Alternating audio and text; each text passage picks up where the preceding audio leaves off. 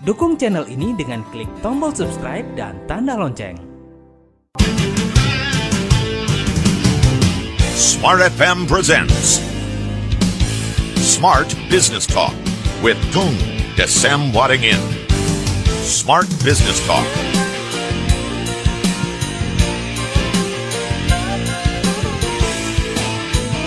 Satu tahun sudah kita lewati dan tahun 2020 itu menjadi tonggak sejarah ya, menjadi saksi buat kita semuanya, tidak ada yang tersembunyi. Bagaimana setiap pelaku bisnis ini membuktikan diri apakah benar-benar pelaku bisnis sejati atau tidak begitu ya. Dan ini bukan persoalan hanya sekedar mendapatkan keuntungan atau tidak, tetapi ini juga bagaimana memaksimalkan semua resources yang ada, bukan hanya untuk sekedar bertahan, tetapi keluar ya, mengeluarkan ide-ide kreativitas yang bisa membuat sustain. Selamat pagi smart listener dan juga sahabat yang bergabung. Saya London Lija, ini adalah Smart Business Talk perdana di tahun 2021 dan perdana juga bersama dengan Pak Tung Desem Waddingin di tahun ini. Selamat pagi Mbah Dahsyat, selamat tahun baru. Selamat pagi. Apakah suara jelas, dahsyat, semangat? Jelas, dahsyat ya. Oke, Pak Tung, kami harus berterima kasih dulu nih ya, berterima kasih kepada Pak Tung ya, kepada Smart Listener karena konsistensi selama bertahun-tahun ini kami kemudian mendapatkan penghargaan Ada Malik Award sebagai media radio terbaik. Ini juga pastinya tidak lepas dari support dukungan dari Pak Tung selama ini. Terima kasih Pak Tung. Tepuk tangan dulu, yeay. Uhuy. Dahsyat. Ya, pandemi corona belum akan berakhir ya, meskipun vaksin ini sudah mulai didistribusikan, sudah mulai datang ke tanah air dan didistribusikan. Karena vaksin ini juga masih di satu sisi diragukan, di satu sisi yang lain juga masih diperdebatkan dan sebagainya. Tapi lepas dari itu, kita ingin di awal tahun ini Pak Tung membantu kita bisa mencermati ya peluang di tahun ini. Ketimbang kita marah-marah sama kegelapan, kita mengutuki kegelapan, ya udah kita mendingan nyalain lilin kan, jadi bisa kelihatan dikit-dikit gitu ya, bisa ada celah untuk melanjutkan perjalanan. Nah, Pak Tung melihatnya catatan awal dulu ya, di tahun 2020 itu kita tutup dengan seperti apa sih Pak Tung melihatnya setelah 1 tahun begitu? Apa pelajaran paling besar yang semestinya setiap pelaku bisnis, para marketers ini bisa dapatkan sebelum kita ngobrolin ini memasuki 2021? Silakan Pak Tung. Jadi kalau di tahun 2020 saya termasuk kategori orang yang beruntung begitu ya. Jadi beruntung nomor 1, hidup dulu udah beruntung toh. Kalau bablas kan tidak beruntung gitu. Jadi banyak orang tidak mensyukuri apa yang terjadi sebetulnya dalam kondisi darurat atau kondisi istilahnya ini kan kita perang gitu ya. Perang terhadap bukan perang antar suku, antar agama, antar ras atau rebutan daerah, rebutan wilayah, rebutan harta pun enggak no ya. Jadi benar-benar enggak pandang bulu, yang direbut cuma nyawa gitu ya. Jadi ketika Anda 2020 itu selamat itu sudah beruntung lah. Sudah, wah makasih Tuhan, terima kasih. Nah, terus kemudian dari satu yang namanya pelajaran dari sudut ekonomi, saya juga termasuk kategori yang beruntung gitu ya. Tapi sekali lagi, kalau sekali beruntung, sekali sukses itu berarti beruntung. Kalau berkali-kali sudah bukan beruntung semata. Maksudnya adalah bahwa dalam kesempatan ini tuh saya mau sampaikan, saya 3 kali krisis itu selamat gitu ya, bukan hanya selamat, tambah sukses. Nah, sekali lagi kalau sekali krisis selamat berarti bisa jadi beruntung, tapi kalau berkali-kali berarti ada something yang perlu kita bisa ikutin, meninggalkan jejak. Nah, jadi ternyata di dalam bisnis itu kita tetap harus menggunakan asas kehati-hatian, menggunakan dalam berhutang misalnya gitu ya, dalam berhutang menggunakan asas kehati-hatian. Sebetulnya sejak di tahun 2007 begitu saya mulai berpartner di bidang properti kan begitu ya. Mulai partner properti ada banyak partner saya yang waduh top sekali pada waktu itu 2010-nya mulai meledak properti, 2011 mulai 2012. Nah, saya sampaikan berkali-kali dan mereka menyampaikan ke saya berkali-kali untuk mengencourage saya, hutang bank dong, hutang bank, enggak apa-apa ini, properti lebih menguntungkan. Saya juga ada utang, tapi utangnya kan tidak seberapa. Jadi dibanding kekayaannya, dibanding kemampuan untuk membayar tidak seberapa. Nah, banyak orang yang hutang untuk mendapatkan sesuatu hal yang belum pasti, maka bayarnya pasti. Oke. Jaminannya pasti gitu ya. Nah, ketika mendapatkan sesuatu yang belum pasti tapi bayarnya udah pasti. Oke. Ya. Cost-nya udah pasti. Nah, dan pada waktu itu kan seringkali diomongin gini, Pak Tung, kalau bahasa positifnya ya konservatif gitu ya, kalau bahasa negatifnya pengecut loh gitu ya. Jadi saya cuma damai-damai dan ngomongnya ke istri saya, ayo harus banyak, harus gini. Banknya ngutangi dengan damai kok. Bahkan ada bank-bank yang ngutangin saya tanpa jaminan dikasih begitu aja gitu ya. Bank di luar negeri ngasih, dikasih langsung memorandum begitu ya, bahwa kami menyetujui Anda boleh pakai $7 juta tanpa harus bayar bunga. Pada waktu itu gitu, cuma ya mungkin $7 juta dianggap dengan kekuatan saya dianggap oke, jadi tidak pakai jaminan. Tapi kalau saya utang kan tetap harus bayar toh. Betul. Kalau enggak juga nanti akan di blacklist toh kan gitu ya. Jadi tidak bisa utang lagi, susah gitu ya. Dan untuk itu, nah inilah ya pelajaran penting di dalam bisnis itu adalah satu, namanya orang sukses itu bukan bereaksi, tapi dia melakukan antisipasi. Jadi kan sebetulnya sejarah itu berulang kok, ya. Ya, oke. Kita dapat highlightnya sesi pertama nih, smart listener, berhati-hati ya. Terutama ketika kita ingin mengajukan, mungkin ada tawaran pengembangan bisnis ya, dengan cara kita meminjam, berhutang dan sebagainya. Ini yang akan kita bahas lebih lanjut nanti di sesi berikutnya, bagaimana mencermati. Tapi sebelum mencermati, asas kehati-hatian seperti yang tadi disampaikan oleh Pak Tung ini menjadi yang sangat penting banget untuk dicermati dulu ya. Sebelum mencermati peluang, kita cermati dulu asas kehati-hatiannya. Jangan mudah tergiur lah, kira-kira seperti itu. Kita sambung nanti di sesi berikutnya. Smart listener, tetaplah bersama dengan kami dalam Smart Business Talk. Kami jeda sesaat dan kami ajak Anda nanti untuk menyimak perbincangan berikutnya. Smart Business Talk. Smart Business Talk with Tung Desem Wadingin.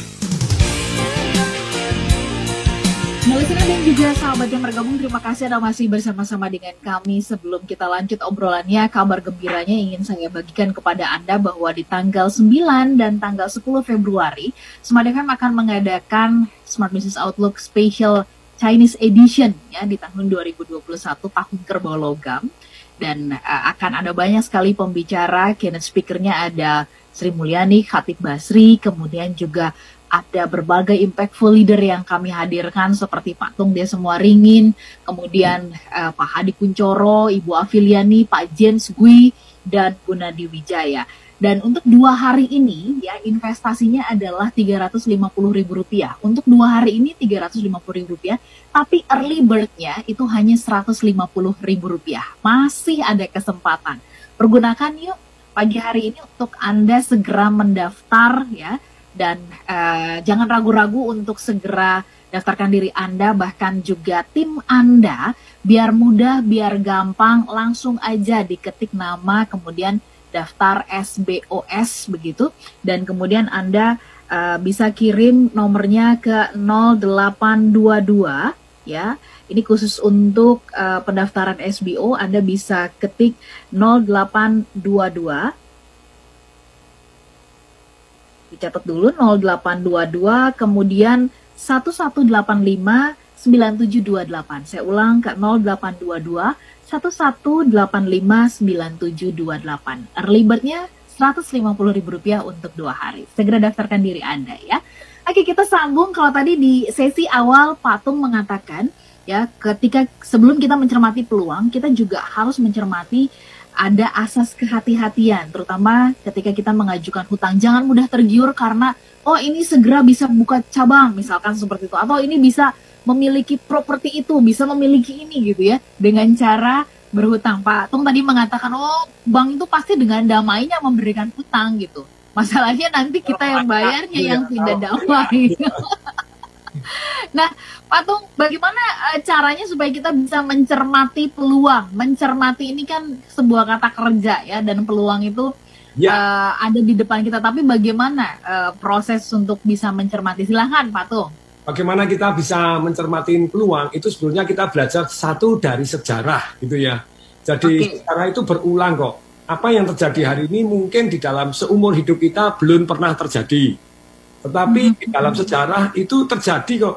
Kayak misalnya pandemi itu bukan hanya sekali, pandemi itu berkali-kali. Nah, pandemi sudah berkali-kali, terus kemudian resesi juga berkali-kali, kemudian juga yang namanya satu naik turunnya ekonomi itu ya juga terjadi berkali-kali. Dari sejarah itu kita bisa melakukan satu yang namanya antisipasi. Ini saya lagi siaran di Instagram, terus handphone ini terbulak. Kundang satu, jadi pegang dulu, tangkap dulu, yes. Jadi, tapi sekali lagi begini teman-teman. Jadi kalau kita mau antisipasi peluang bisnis di 2021, belajarlah sejarah.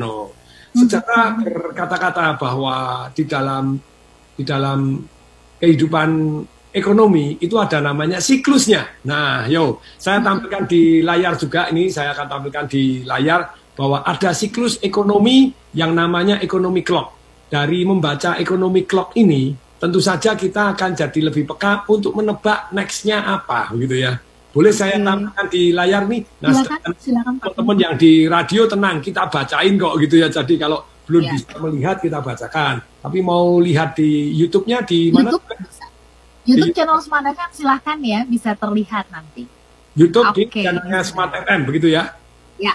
Nah, terus kemudian kalau di Instagram ya sudah saya balikin dulu deh, jadi gambarnya biar kelihatan nih. 5 perubahan yang Anda harus tahu dan ambil peluangnya. 1 yaitu adalah dari siklus ekonomi. Jadi siklus ekonomi ini selalu sejarah. Gini loh, orang sukses itu melakukan antisipasi. Uang itu mengalir dari satu tempat ke tempat yang lain. Maksudnya apa? Mengalir dari satu tempat ke tempat yang lain. Jadi setelah ini akan kemana? Orang sukses antisipasi sekali lagi, bukan hanya bereaksi. Jadi siklus ekonomi ini ada jamnya. Sekarang bunga pinjaman termasuk terendah sepanjang sejarah. Karena bunga tabungan pun termasuk terendah sepanjang sejarah. Jadi saya coba tanya deh, tabungan Anda di bank-bank itu bunganya berapa? Kemarin saya cek gitu ya di bank kesayangan saya bunganya cuma 0,1% setahun. Bisa kebayang nggak bunganya 0,1% setahun? 1% aja tidak ada, jadi mereka jadi murah. Terus kemudian apa yang terjadi murah, mereka melakukan satu ini terjadi. Nah, sebenarnya jamnya seperti gini. Ekonomi clock itu secara berputar, antisipasinya seperti begini. Nah, resesi toh, Indonesia sudah confirm belum masuk resesi? Sudah, bukan menurut ya, menurut Ibu Sri Mulyani kan begitu ya. Maksudnya resesi itu apa sih?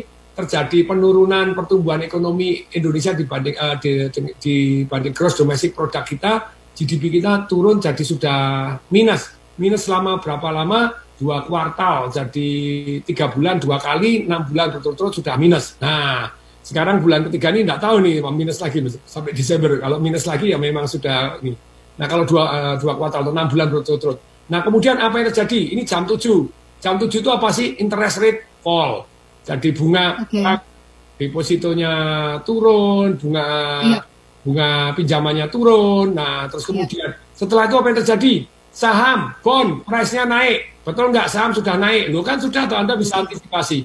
Saham menurut saya banyak yang harganya tidak masuk akal. Kenapa kok saham tidak masuk akal? Karena price earning ratio-nya jadi lebih tinggi dari sebelum COVID. Maksudnya Pak Tung, nah betul kalau Anda mau belajar ya Anda harus tahu bahasanya terlebih dahulu gitu. Kalau tidak tahu bahasanya repot juga. Jadi di dunia saham, banyak orang ini overconfidence menurut saya hari ini. Secara profit menurun karena banyak perusahaan yang sebetulnya menurun. Tetapi price earning ratio-nya bisa ratusan. Ada bank yang sudah ratusan lebih, saking PD-nya, saking optimisnya ratusan kali. Maksudnya ratusan kali itu apa sih? Anda invest di sana, 100 tahun baru balik modal. Loh, Pak, kalau nanti tumbuh kan jadi lebih cepat. Yes, kalau tumbuh lebih cepat. Tapi sudah tidak sehat. Gitu. Sebelum COVID, price earning ratio-nya 40-an, sekarang udah ratusan. Ya, menurut saya rada aneh. Jadi, tapi orang yang terjadi memang jam 8. Nah, kalau Anda tetap tinggal di jam 8, Anda tidak antisipasi jam berikutnya. Ingat loh, uang mengalir dari satu tempat ke tempat yang lain. Kenapa? Kenapa pada waktu itu misalnya jam 9 gitu. Jam 9 itu pasti commodity price naik. Komoditi, lihat minyak, terus kemudian batu bara sudah naik dari 23 jadi 41, jadi jamnya naik nih, lihat. Jadi dari jamnya sudah jam 8, saham udah naik, saham merasa terlalu mahal, orang mulai masuk ke komoditi. Terus kemudian tentu saja karena interest rate fall dan kemudian pemerintah grojok uang, yang terjadi easy money. Maksudnya easy money itu duit itu datangnya lebih cepat, digerojokin. Nah, jadi apa yang terjadi jam 11-nya? Property price rise. Sekarang sudah property price rise belum? Sudah belum? Oh, belum. Nah, makanya antisipasinya ini nanti di properti sekali lagi ya. Tapi kembali lagi tidak semua properti akan naik, dan kemudian naiknya apakah akan secepat itu belum tentu, dan sekali lagi saya bilang bahwa resiko tanggung sendiri kan gitu ya. Tapi uang akan mengalir dari satu tempat ke tempat yang lain. Begitu yang satu tempat dianggap terlalu mahal, maka yang terjadi uang akan mencari tempat yang saya beri contoh kayak emas dan perak. Banyak orang pada waktu emas, wah ngeributin emas di waktu bulan Maret, April itu ngeributin emas. Saya sudah tidak ngeributin emas, saya sudah masuk ke perak. Ya. Loh kok bisa? Karena tadi perbandingan emas dan perak itu zaman Nabi Muhammad itu 1:7. 1 gram emas sama dengan 7 gram perak. Istilahnya 1 dinar sama dengan 10 dirham begitu ya. Terus sepanjang sejarah itu adalah 1:15 secara normal begitu. Terus kemudian terjadi gila gitu, orangnya ngawur semua. Maksudnya ngawur itu jadi sampai apa? Orangnya tuh sampai emas dibanding perak itu 1:124. Seperti yang perak menjadi primadona, kira-kira seperti itu ya Pak Tung. Ya. Jadi ini yang sungguh-sungguh menarik. Warren Buffett jualan saham-saham banknya, dijual, ada 4 bank dijual, Goldman Sachs dia jual 100%, ada yang beberapa dijual beberapa. Tetapi di Indonesia saham bank meledak, bukan hanya di Indonesia, kenapa? Ya karena duitnya dimurahin, digerojokin, kayak di Amerika itu kan sudah bertriliun-triliun. 2008 bumi gonjang-ganjing digerojok 1 triliun, sekarang gojok sudah 5 triliun, tambahin lagi 980 miliar zaman Joe Biden ini mau dilantik ini nanti, gerojok lagi, terus gerojok lagi. Nah, gerojok itu, nah inilah property price-nya nanti juga akan rise. Tapi nanti kalau sekarang, jadi kalau di Amerika sahamnya meledak, ya wah. Patung, kalau tadi Patung mengatakan ketika dalam situasi krisis gitu kan, ada kemungkinan uang akan dimudahkan ya. Artinya alirannya dibuka, kerannya dibuka seperti yang dilakukan oleh pemerintah dengan pemberian bantuan langsung, ada bantuan untuk pelaku UKM, bantuan untuk ini dan sebagainya. Di satu sisi bukankah itu adalah cara untuk menyelamatkan supaya masyarakat ya terjadi perputaran ekonomi, mereka belanja dan sebagainya, Patung? Ya, itu harus dilakukan dan itulah yang terjadi sebetulnya secara siklus. Maksudnya apa secara siklus? Itu yang terjadi kok. Pada waktu itu saya diundang jadi pembicara di Presiden University beberapa saat yang lalu. Karena ada Kepala Staf Kepresidenan, Pak Muldoko, kemudian juga Pak Kristianto Wibisono yang diundang, terus Pak Bosma, Pak Teguh Wowik, kan gitu ya. Terus kemudian Tom Waringin untuk bagaimana mempercepat menyelamatkan perekonomian Indonesia. Tapi kebetulan Pak Muldokonya tidak bisa diganti dari timnya Kepala Staf Kepresidenan. Ternyata Kepala Staf Kepresidenan ini adalah tim yang membuat perjanjian Indonesia dengan IMF. Perjanjian Indonesia dengan IMF. Nah, dia menyatakan, dia menyatakan setiap terjadi resesi, terjadilah inflasi. Jadi dari zaman kapan setiap ada resesi, terjadilah inflasi. Kenapa? Karena untuk menyelamatkan perekonomian, pemerintah akan tanpa sadar mencetak, ya sebenarnya sadar sih, apa ada tidak sadar gitu ya. Tentu saja akan mencetak gitu ya. Contohnya begini, kalau untuk hari ini, dari saya mengamati, kalau saya salah tahun viralat, dari data-data yang saya baca, bahwa pembangunan di Indonesia itu 60-80% dari pajak. Oke. Pertanyaan saya, apakah sekarang pajaknya naik atau turun dibanding tahun-tahun lalu? Kalau saya salah, tolong dibandingkan turun. Dibandingkan tahun-tahun kemarin sih turun pajaknya, penerimaan pajak kita. Padahal pembangunan kan harus, dan uang pemerintah yang harus digelontorkan pergi ke masyarakat jauh lebih besar. Contohnya ini, yang kena COVID kan ditanggung oleh pemerintah 90 juta per orang. Yang kena COVID bukannya turun tapi naik. Kok bisa naik? Ya karena banyak orang gila nggak sadar liburan. Kemarin ada paket di waterboom sampai untel-untelan kayak gitu. Saya kira aduh. Terus tahukah Anda gitu, sampai saya tuh biasa tidak menyebarkan berita yang negatif. Saya maunya kepada orang yang positif dan semangat. Sampai beberapa teman ya sampai ke driver saya, pembantu saya, orang-orang dekat saya terpaksa yang ditakut-takutin. Saya kirim berita itu yang di rumah sakit yang orang harus antri 2 hari duduk, termasuk teman-teman saya sudah ada 3 minta bantuan cari rumah sakit dan sampai ngirim foto, mau share foto juga boleh itu, saya share foto, caranya gimana? Oh ya di sini tidak bisa. Itu kondisinya semakin mencekam ya, Pak. Baik.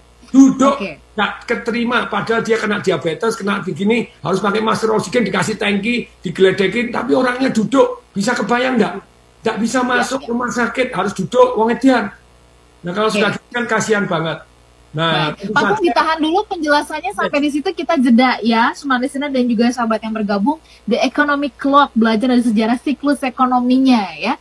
Tadi Pak Tung mengatakan setiap kali ada resesi maka ada potensi inflasi karena memang pemerintah pasti akan melakukan berbagai cara untuk menyelamatkan ekonomi. Sampai di situ dulu, nanti kita sambung ya. Mudah-mudahan ini mengingatkan dan semakin meneguhkan kita melakukan banyak hal. Kami jeda sesaat, tetap bersama dengan kami. Smart Business Talk. Smart Business Talk. With Tung Desem Wadingin. Smart listener dan juga sahabat yang bergabung, terima kasih Anda masih menyimak perbincangan kami bersama dengan Pak Tung Desem Wadingin mencermati peluang di tahun ini ya. Saya kalau ngobrol sama Pak Tung tuh rasanya 1 jam tuh kurang gitu sebenarnya, banyak karena dari satu topik bisa berkembang ke hal-hal yang lain. Tetapi mengingat sedikit tadi kenapa di awal Pak Tung mengatakan bahwa satu hal yang sangat disyukuri gitu ya di tahun 2020 adalah masih diberikan hidup, masih diberikan keselamatan, karena tahun 2020 di awal-awal tahun ya Pak Tung, ketika COVID itu benar-benar mencekam ya, Pak Tung Desem Wadingin waktu itu mengalami atau terkena COVID juga, dan kita juga benar-benar yang takut, mencekam dan sebagainya. Dan karena waktu itu saya sempat talk show di studio bareng sama Pak Tung, bayangkan saya sendiri dikejar-kejar sapam ya. Itu nggak masuk ya. Dikejar-kejar sapam untuk tidak masuk gitu kan. Jadi benar-benar memang suasananya sangat mencekam, tetapi Pak Tung berhasil melewatinya, dan sekarang dari pengalaman beliau menyemangati, memotivasi banyak sekali kita, tokoh-tokoh publik dan sebagainya untuk berbesar hati ya. Terus kemudian kalau Pak Tung mengatakannya adalah hati yang gembira itu adalah obat. Jadi Pak Tung waktu itu bawaannya selalu happy, gembira, nyanyi ya. Suster-suster dan dokter dihibur, diajakin nyanyi. Kita ajak joget-joget juga. Joget-joget. Jadi semakin cepat pemulihannya. Pak Tung, kita sambung ya. Soal economic clock ini, apakah ini sesuatu siklus yang memang selalu akan terjadi seperti itu setiap kali kita mengalami resesi, sehingga kalau seperti itu kan berarti ini format economic clock-nya tadi saya sempat potret, berarti ini akan bisa dipelajari terus-menerus setiap kali kita mengalami resesi, Pak Tung? Jadi tetap aja tidak ada yang 100%, karena 100% itu istilahnya yang pasti itu adalah perubahan, ada hal tertentu berubah, tapi secara umum plus minus kita bisa membaca gitu ya. Tolong tampilkan lagi ini economic clock-nya. Ya, Pak Diki. Ditampilkan sedemikian sehingga kita bisa lihat semua. Jadi economic clock-nya adalah seperti ini. Bisa digedein Pak Diki, saya amat. Wah, ini baru mantap. Jadi ketika resesi biasanya bunga bank ini sebenarnya jurus standar di Kementerian Keekonomian sih ya, seperti ini ya. Keuangan kan seperti ini untuk menolong. Nanti sahamnya naik, apakah selalu naik belum tentu, tapi plus minus kan sudah bisa dibaca. Naik sungguh commodity price, batu bara sudah naik mulai 23, sekarang 40 lebih di atas. Kemudian easy money property, easy money. Kemudian apa yang terjadi? Property price rise. Nah, sekarang property price belum. Sekarang kita baru jam 9, mau jam 10, jam 11. Tapi begitu Anda boom, nah begitu boom, ya siap-siap. Sebetulnya kan siklus ada. interest rate rise. Kalau interest rate rise biasanya tidak selalu, tapi kembali lagi plus minus kita bisa baca gitu. Kalau naiknya sangat-sangat tinggi, ya turun, propertinya rontok belakangan, ya naik belakangan, tapi inilah yang terjadi ekonomi clock. Nah, sekarang kita akan bahas lagi. Jadi properti memang luar biasa, jadi siklus properti ini akan kembali. Kenapa saya antisipasi peluang berikutnya adalah di properti. Bahkan jelas 2 bulan, 3 bulan terakhir saya beli 8 properti gitu ya. Kenapa beli 8 properti? Karena saya jadi bukan orang yang hanya mengamati, tapi saya orang yang praktek. Nih, saya praktek. Biasanya siklus properti juga ada. Yang kedua peluangnya adalah 5 perubahan yang Anda perlu tahu, ambil peluangnya. Yang kedua adalah siklus properti. Biasanya setelah 3 tahun rontok, 4 tahun rontok, itu properti comeback. 98 rontok, maka 99, 2000, 2001, mulai 2001, 2002 mulai bangkit. 2008 sempat rontok, ya Anda lihat 2011, 2012 bangkit.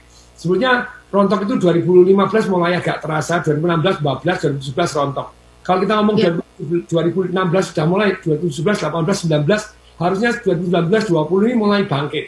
Tapi ternyata kena efek COVID, kena efek pemilihan presiden pada waktu ketidakpastian, terus kemudian terjadi gesekan antara suku, agama, ras, dan anatomi, misalnya begitu. Nah, itu keren, yes, itu semuanya ada kok prediksi-prediksinya. Dan biasanya menjelang dan sesudah pemilu itu ngerem 9 bulan, itu yang ngerem 9 bulan. Nah, sekarang, kemudian, nah kita sama. Nah, ditambah lagi, perubahannya apa? Di nomor 3, sebelumnya di Indonesia itu terbantu satu yang namanya bonus demografi. Lanjut dulu Pak Diki, bonus demografi aja. Yang ketiga, bonus demografi itu adalah apa sih? Nih, yang bonus demografi. Gedein aja. Indonesia merupakan jumlah penduduk yang banyak. Lanjut halaman berikutnya Pak Diki, yang lebih penting lagi nih, biar lebih dapat semuanya. Nih, menurut Boston Consulting Group, bukan Indonesia, bukan saya gitu ya, 2013 sampai 2020 Indonesia tumbuh 68,7 juta orang kaya baru, bukan menurut Tong Disemparingin. Nah, menurut datanya kan harus ada dasarnya katanya, menurut BCG, Boston Consulting Group. Menurut perkiraan Boston Consulting Group, dalam laporannya Maret 2013, jumlah kelas menengah Indonesia meningkat dari menjadi 184 juta dari sebelumnya. Dari 2013 dalam waktu 7 tahun ini kita nambah 68,7 juta orang kaya baru. Tadinya sekolah, sekarang lulus, mulai menikah, mulai begini. Jadi menurut saya perubahan ini tuh luar biasa membantu perekonomian Indonesia. Kalau ditangani dengan benar, begitu ya. Nah, lanjut nih. Berikutnya ada perubahan lagi. Perubahan-perubahan di dunia ini banyak sekali. Perubahan berikutnya, lanjut Pak Diki, bukan perubahan ini, jumlah penduduk gitu ya. Adalah infrastruktur. Nah, perubahan infrastruktur ini zaman Pak Jokowi ya 2021 ini mau digenjot lagi juga. Jadi ini data ini baru luar biasa, deretan proyek yang luar biasa, fantastis, 40 triliun, duit akan mengalir. Nah, tentu saja jadi perusahaan-perusahaan yang terkait dengan pembangunan infrastruktur itu biasanya akan berkembang luar biasa gitu. Kalau zaman Presiden 1 sampai ke 6 itu 700 km dibangun. Tentu saja Presiden masing-masing punya apa Presiden? Punya prioritasnya masing-masing. Tapi dengan Pak Jokowi sesuai dengan kondisi masyarakatnya tentu ya. Jadi tidak menyalahkan kok Presiden 1 sampai 6 bangun tol cuma 700 km kan begitu ya. Dah, ini zaman Pak Jokowi terus sampai berapa ribu nih, beribu-ribu kilometer, nanti goalnya 3.800 bisa sampai 5.000. Nah, tetapi dengan adanya, misalnya kita ngomong bahwa yang namanya, infrastruktur, misalnya Anda antisipasi, orang sukses antisipasi gitu ya, di mulut-mulut jalan tol, begitu akan dibangun, Anda beli, ketika jalan tolnya jadi, tanah dan properti Anda di mulut-mulut jalan tol, kira-kira naik nggak? Iya. Naik atau naik? Halo, gitu ya. Bisa naik, ya. Itu adalah peluang.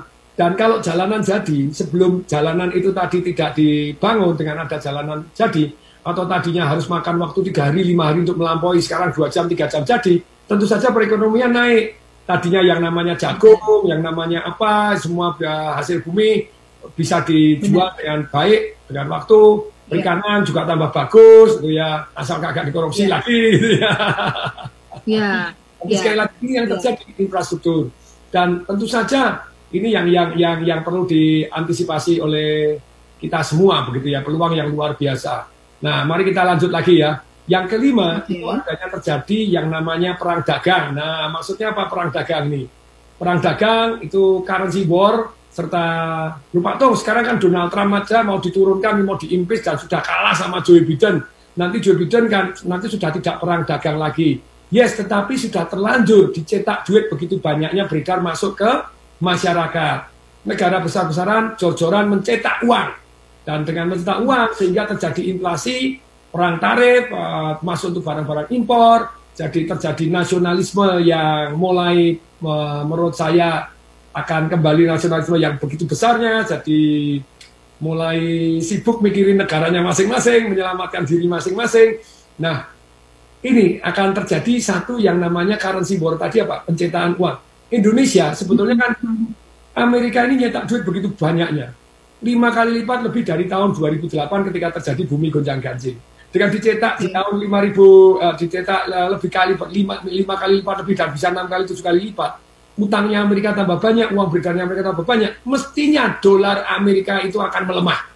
Rupiah akan menguat. Tapi kok menter Pak, di 14.000 turun 13.000 menter lagi. Ya karena pemerintah Indonesia, kalau saya salah tolong diralat lagi, tidak begitu senang kalau dolar itu melemah, rupiah menguat. Kok bisa? Karena ekspor kita sedikit banyak akan terganggu. Kalau rupiahnya menguat, berarti barang-barang di Indonesia mahal. Kalau barang-barang di Indonesia mahal, yang terjadi apa? Ekspornya menurun, impornya meningkat. Kalau impornya meningkat, kita defisit, sudah terjadi 2019, 2020 sudah terjadi. Nah, yang terjadi cadangan devisa menurun. Kalau cadangan devisa menurun, Indonesia diserang lagi sama George Soros, tobat Anda, bubar jalan, bubar gerak. Nah, apa yang dilakukan untuk ngatasin hal ini? Jadi ya ada 5 hal pemerintah Indonesia. Ini Anda antisipasi begitu ya. Satu, genjot yang namanya ikut perang tarif, barang-barang ekspor dikurangi gitu ya. Barang-barang impor dikurangi. Yang kedua, genjot ekspor, tidak semudah itu. Oke. Sampai di situ dulu penjelasannya, menggenjot ekspor ya, mengurangi impor tidak semudah itu, tapi nanti kita akan bahas lebih lanjut. Tadi beberapa catatan yang disampaikan oleh Pak Tung bagaimana soal infrastruktur, terus kemudian kemudahan yang diberikan oleh pemerintah begitu. Ini perlu menjadi sesuatu yang perlu kita cermati menjadi sebuah peluang. Habis ini kita akan beralih ke WhatsApp. Ada beberapa pertanyaan yang nanti kita akan tanyakan kepada Pak Tung. Sahabat sebentar, kita sampai di sesi yang terakhir. Tetap bersama dengan kami dalam Smart Business Talk. Smart Business Talk. Smart Business Talk. With Tung Desem Wadingin. Juga sahabat yang bergabung, terima kasih buat Anda yang masih bergabung bersama dengan kami. Kalau ada di antara Anda yang ternyata kesulitan untuk masuk ke nomor WhatsApp yang tadi saya sebutkan, silakan Anda bisa masuk dulu daftar Smart Business Outlook Chinese Edition, ya, Chinese Year Edition di tahun 2021 ini ke 0812 11 12 959, nomor yang biasa sudah Anda pergunakan sehari-hari beraktivitas bersama-sama dengan kami ya. Sekali lagi ke 0812 11 12 959, daftar, ketik daftar, kemudian spasi nama Anda, lalu SBOS. Kirimnya ke 0812 11 12 959 untuk memudahkan Anda dulu ya. Baik, Pak Tung, ini ada pertanyaan sebentar yang nanya mencermati peluang bisnis MLM katanya seperti itu ya. Saya tidak ingin menyebutkan bisnis MLM-nya apa begitu, tetapi apa kisi-kisi atau prinsipnya sih sebenarnya Pak Tung kalau kita ingin berbisnis MLM? Karena biasanya di MLM itu biasanya di awal kita akan diminta untuk membeli produk sejumlah sekian begitu ya. Nah sebenarnya itu menjanjikan nggak sih pola yang demikian? Silahkan catatan dari Pak Tung. Ya, jadi kalau peluang bisnis dari multi level marketing, khususnya di era pandemi dan era resesi, itu sejarah berbicara biasanya bagus. Kenapa biasanya bagus? Karena banyak orang dipecat. Terus banyak orang tidak pernah antisipasi, jadi tidak punya siap modal. Akibatnya kalau disuruh buka bisnis sendiri, tidak semudah itu. Ngelamar kerja tidak semudah itu, begitu ya. Makanya mereka akan bergerak di MLM yang modalnya kecil, atau di asuransi, atau makelar properti gitu ya. Jadi tapi yang modalnya kecil. Tapi bagaimana kita memilih bisnis multi level marketing? Jadi multi level marketing itu biasanya ada usianya. Jadi 1, 2, 3, boom. Setelah 7 tahun amblas. Makanya ada orang yang konturir. Setelah 7 tahun ganti MLM, setelah 7 tahun ML-nya bahkan yang punya ditutup gitu ya. Nah, cari ML sebetulnya boleh nggak pada waktu ada booming ya boleh aja. Tapi sekali lagi tidak semua jenis yang MLM itu bagus. Salah satu yang kurang bagus misalnya bentuknya piramid. Okay. Nah, bedanya apa? Kalau piramid itu 1 jadi 2, 2 jadi 4. Lupa itu kan binari, bukan seperti itu. 1 jadi 2, 2 jadi 4, 4 jadi 8. Membedakan antara binari dengan money game itu caranya membedakan gimana? Kalau yang namanya binari yang sama piramid, kalau piramid itu yang gabung duluan pasti lebih kaya dibanding Anda. Karena dia harus, Anda di bawahnya pasti tidak bisa lebih kaya dari atasnya. Sedangkan kalau binari, enggak, yang aktif di bawahnya bisa lebih kaya dari atas. Terus kemudian membedakan money game dengan MLM apa sih? Kalau yang multi level itu produknya banyak yang bagus-bagus, itu keren. Saya selalu menganjurkan pilih produk-produknya yang memang bagus. Tapi ada produk yang tempelan, mohon maaf, misalnya begitu ya. Tempelan misalnya barang, misalnya kita ngomong teh gitu ya. Teh dijual berapa, 100 juta atau berapa. Padahal tehnya murah sekali. Jadi sebetulnya barangnya itu hanya tempelan. Yang paling penting perputaran uangnya gitu ya. Kayak dulu ada orang yang jualan gold, jualan emas, jualan apa. Bagus, menurut saya bagus. Tapi begitu emasnya boleh tidak ada. Emasnya boleh tidak ada. Menurut saya sudah jadi money game gitu ya. Karena emasnya boleh dibeli. Jadi kalau emasnya boleh tidak dibeli, cukup bayar sedikit, hanya untuk dipergerakkan multi levelnya saja, jadi money game. Akhirnya rontok juga, jebol gitu ya. Tapi sekali lagi, kemudian tidak semua sistem di multi level bisa membuat Anda pensiun. Jadi sistemnya dulu begitu ya. Jadi harus yang tutup poin terus boleh nggak? Boleh. Tetapi sekali lagi kalau auto tutup poin dan Anda ada produk yang terus dinikmati dan produknya bagus, terjadi inovasi terobosan produk yang dahsyat, silakan gitu ya. Loh ada yang multi level yang harus selalu istilahnya jualan produk itu bukan dikonsum, tapi sekali pakai, bukan sekali pakai, produk beli terus nggak bisa beli lagi. Ya boleh nggak bergerak? Boleh, tapi multi level tersebut harus mempunyai produk yang dikonsum, yang terus habis. Nah, akan tentu saja akan bergerak lebih besar daripada yang sekali pakai. Sekali pakai boleh, bukan sekali pakai.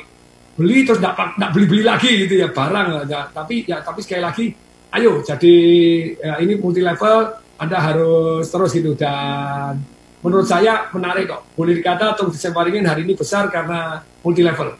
Multi level. Kita dilatih jadi putus urat malu. Kalau Anda malu, Anda tidak bisa sukses. Dan sebetulnya saya, Tung Desem Waringin adalah DNA-nya pemalu. Saya tes DNA, true bahwa saya pemalu. Tapi dengan bergerak di multi level, saya jadi harus presentasi, harus berani nyapa orang, jadi ramah. Ternyata DNA itu kalah loh dengan kebiasaan. Jadi kalau ada kebiasaan. Yang penting harus dimulai ya, Pak Tung ya. Mulai, ya. Oke. Pak Tung, kita sampai di penghujung ya, bicara mengenai mencermati. Iya belum, padahal belum banyak tadi yang bisa kita bahas ya. Tapi kalau dirangkumkan dari apa yang tadi Bapak tampilkan bersama dengan Pak Diki ya, soal mencermati infrastruktur lah, apa dan sebagainya, fakta ekonomi, fakta bagaimana pemerintah juga berupaya dari sisi kesehatan. Nah, kita melihat peluang yang ada di depan mata atau di sekitar kita, memilih yang paling sesuai dengan kondisi kita itu bagaimana. Kan kadang-kadang kita juga dihadapkan pada ketakutan, iya nanti kalau berhasil, iya nanti kalau menghasilkan gitu ya, karena kan sekarang semuanya perlu berhemat. Nah, apa saran Pak Tung supaya ketika kita mencermati peluang tadi, peluangnya kita bisa pilih dengan pas gitu, sesuai dengan kondisi kita? Ya, tentu saja disesuaikan. Kalau Anda tidak punya duit, biasanya kan begini, toh punya duit menengah atau kaya. Makanya himbauan untuk berhemat itu sebetulnya kurang pas. Yang berhemat itu yang tidak punya duit. Yang menengah dan kaya bahkan harus spending. Kalau Anda ikut tidak spending, maka Anda akan membantu istilahnya penurunan ekonomi. Duit Anda simpan terus, tidak diputar, hemat terus, tobat. Kasihan yang miskin, bablas miskin. Jadi yang punya duit ya harus spending, begitu ya. Harus spending, terus kemudian. Nah kalau peluang itu tergantung. Kalau Anda tidak punya duit, peluang-peluangnya itu yang biayanya kecil, yang risikonya kecil, tapi peluangnya besar. Yaitu Anda jadi makelar. Anda hari ini makelar properti lumayan, bisa untung bukan 2-3%. Anda bisa untung 5% tak terhingga. Loh kok bisa? Nggak pakai modal loh. Dan bisa untungnya banyak. Properti 800 juta, Anda bisa untung 100 juta. Bisa untung untung 200 juta, untung 20%. Karena Anda bisa dengan jurus itu yang saya ajarkan di Property Risk Revolution. Jadi makelar tanpa ikatan, tidak usah dibayar komisi, cari sendiri, harganya naik sendiri. Nah itu dahsyat luar biasa. Kalau saya ngajarin bagaimana supaya Anda bisa jadi eksklusif, itu caranya bagaimana. Seru-seru jadi makelar tapi eksklusif dan Anda bisa naikkan harga sendiri. Itu kalau saya seminar di Property Risk Revolution saya, begitu ya. Terus kemudian ini kalau Anda di orang yang, boleh nggak orang yang ini jadi peluang-peluang hari ini itu yang luar biasa, perhatikan. Pak Haritanu, Pak Sandiaga Uno itu kaya pada waktu resesi loh. Indonesia tahun 1998 loh, mereka meledak loh. Mereka sama jadi makelar, tapi makelarnya bukan makelar properti saja, makelar properti adalah menengah. Makelar empek-empek berarti makelar vitamin, makelar apa, ya itu peluang yang luar biasa, termasuk multi level, asuransi, peluang yes, terus ditambah bisnis ini tadi, Anda juga bisa nangkep peluang yang besar. Jadi makelar perusahaan. Gimana caranya? Nah caranya sama Mas Andi, sama Pak Haritanu gitu ya. Saya yang jadi menteri, jadi kalau jadi menteri nggak ngajar lagi deh, nggak sharing. Kurang, Instagram live-nya sudah berkurang karena dia keliling fokus untuk jadi menteri. Jadi menteri ada positifnya untuk bangsa dan negara ya, tapi sekali lagi teman-teman peluang itu ada banyak sekali, disesuaikan dengan risiko yang bisa Anda ambil, tapi lebih lagi disesuaikan dengan pengetahuan Anda. Ingat ya, timbang pendapatan timbul karena cuma dua, timbang pengetahuan dan timbang keberanian. Kayak saya bilang, bagus. Anda nggak ngerti kapan beli, kapan harus dijual. Ya. Saya perak masih bagus ini. Emas pun menurut saya masih bagus, tapi risiko tanggung sendiri ya. Jadi kalau saya ini bukan trading, sekali lagi, saya investasi. Dan saya aset alokasi. Ketika harga emas naik, ya saya beli. Harga emas turun, ya saya beli. Saya tetap happy and happy. Kalau Anda sudah belajar fundamentalnya, mau naik, mau turun, Anda happy. Dan itu namanya aset alokasi. Bukan spekulasi. Spekulasi taruh duit semua di sana ya, ketika turun marah-marah. No. Makanya saya damai-damai, emas ditanya, bisa naik nggak? Bisa. Bisa turun nggak? Bisa. Ditanya tentang Bitcoin, bisa naik nggak? Bisa. Bisa turun nggak? Bisa. Orang nggak ada basicnya sama sekali. Boleh nggak? Boleh. Kalau hilang jangan nangis-nangis. Saya kan bilang gitu aja toh. Pokoknya damai-damai begitu ya. Baik, Pak Tung, kita harus akhiri perbincangan kita di kesempatan pagi hari ini. Smart Listener minta maaf, barangkali ngerasa tanggung banget ya, kentang nih, kena tanggung ngobrol sama Pak Tung. Gak apa-apa, supaya kami selalu dirindukan kehadirannya. Buat Anda yang sudah mendaftar, nanti kami akan respon, dan Anda yang ingin juga bergabung di acara kami tanggal 9 dan 10 Februari ya, Smart Business Outlook Special Chinese Year, silakan Anda bisa pergunakan untuk bisa pergunakan kesempatan untuk mendapatkan early bird, masih Rp150.000 ya, 2 hari. Kalau investasi normalnya Rp350.000. So segera daftarkan diri Anda, ketik daftar, kemudian spasi nama, spasi SBOS, kirimnya ke 0812 11 12 959. Sekali lagi ke 0812 11 12 959. Kami pamit. Pak Tung sehat-sehat ya. Kami doakan supaya terus bisa menginspirasi Indonesia dan membawa perusahaan lebih besar lagi, sukses di tahun 2021. Saya Lan Nurlija. Dan Tung Desem Waringin. Salam dahsyat. That was Smart Business Talk with Tung Desem Waringin. Brought to you by Smart FM Network.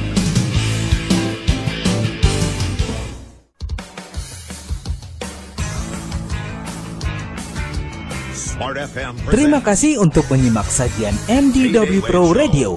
Jangan lupa untuk subscribe, like, share, and comment.